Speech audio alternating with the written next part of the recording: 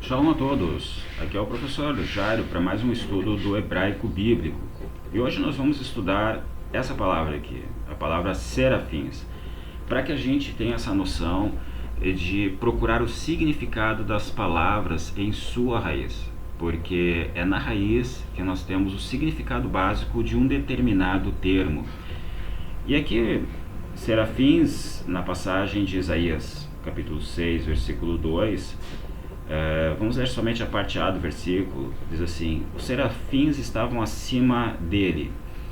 Muito bem, às vezes nós nos deparamos com certos fenômenos que não conseguimos entender o porquê de tal fenômeno acontecer. Eu digo a respeito de alguns profetas que muitas vezes eles tinham um certo medo de se depararem com anjos de Deus.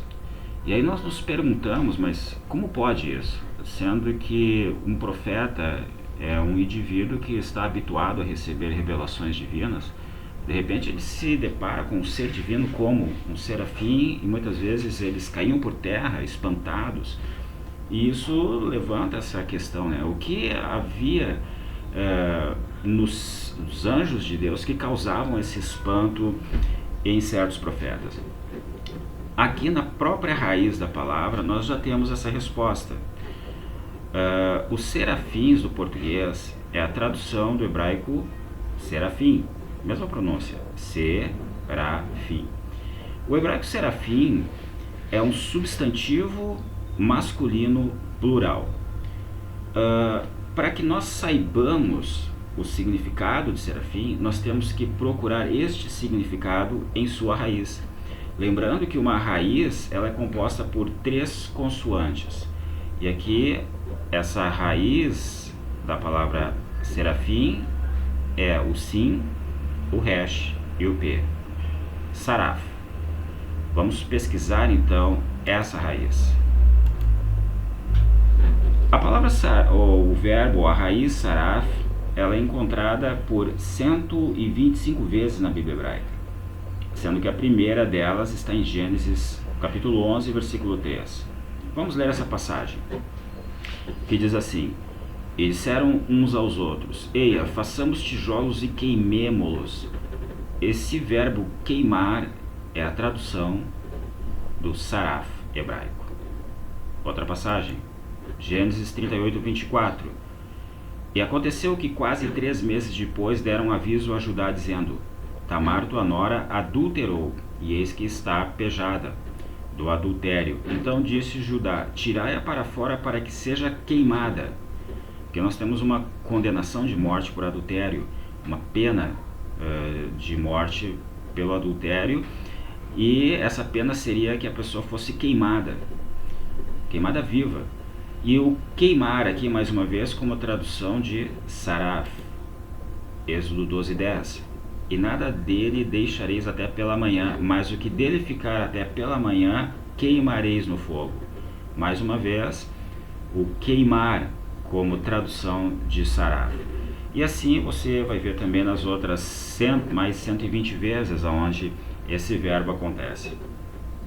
Vamos voltar novamente ao português serafim.